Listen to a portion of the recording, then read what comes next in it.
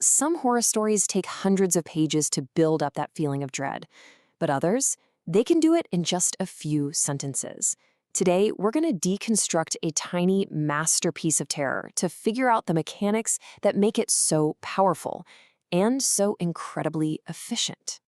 Okay, just listen to this.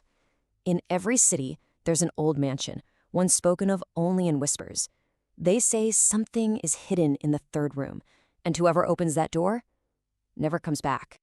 Chilling, right? It's just 3 little sentences, but wow, do they pack a punch. The big question, though, is how?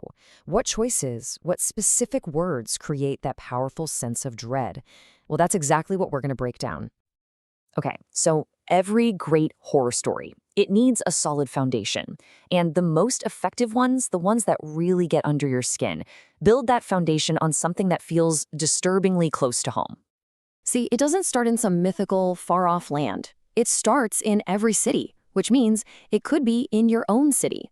By grounding the threat in this universal idea, the local haunted house, the story immediately makes the danger feel personal. The threat isn't in a stranger's house. It's potentially just down the street from you. But it's not just the existence of the mansion that's doing the work here. It's how people talk about it. In whispers. That single phrase is doing so much heavy lifting, and it's worth asking why. I mean, really think about that choice. The author could have said in hushed tones or secretly, but they specifically chose whispers. So what does that one word do that the others don't? Well, a whisper does way more than just lower the volume. It implies that the truth itself is too dangerous to say out loud. It creates a little secret between the person telling the story and the person listening. It turns a simple rumor into something forbidden, something legendary. All right, so we've got our foundation, a familiar place that's also secretly dangerous.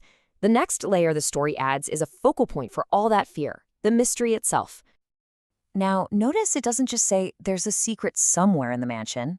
Nope, it gives us a target, a specific location, the third room. And what's in there? Not a ghost, not a monster, just something hidden. The fact that the thing is vague, but its location is super specific, that's the key. And that specificity is so important. I mean, it could have been a forbidding room or a locked door at the end of the hall. So why pick a number? Why the third room? Well, the number 3, it has this mythic power in storytelling, doesn't it? Think about it. 3 wishes, 3 little pigs, 3 trials for the hero. It feels deliberate, almost, ritualistic. It suggests there's a pattern here, a real intention behind the mystery. This isn't just some random haunted room. It's a designated chamber of secrets. And here's the fascinating psychology behind that choice. A vague threat is actually pretty easy to ignore. But a specific challenge, find the third room, that's an invitation.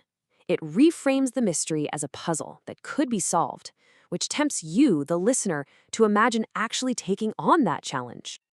So, we have our foundation and we have our mystery. But what makes any mystery truly terrifying are the stakes. What happens if you actually accept the challenge and open that door? And there it is, the final line, the hammer blow. It's not a warning about what you might see or what horrors might befall you. It's just an absolute, irreversible statement of fact. You open the door and you are simply gone. So what is it about never comes back that hits so much harder than, say, is found driven mad or is never seen again? Why is that phrase so effective? The sequence of events is just brutally simple. It's presented as a one-way street. You find the room, you open the door, you disappear. There's no fight, no struggle, just a clear cause and effect. You cross that threshold and your story just ends.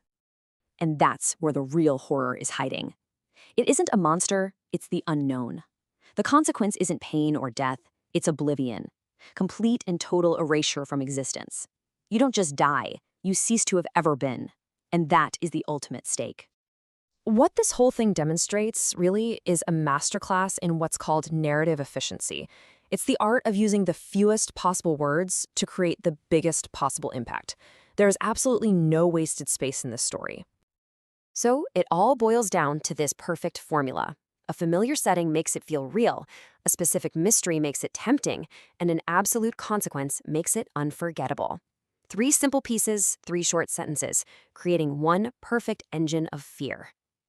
And after all of this, after we've taken it apart piece by piece, the story leaves us with its final, haunting challenge. It's laid out all the rules, the location, and the ultimate price. So the only question left is, will you open the door?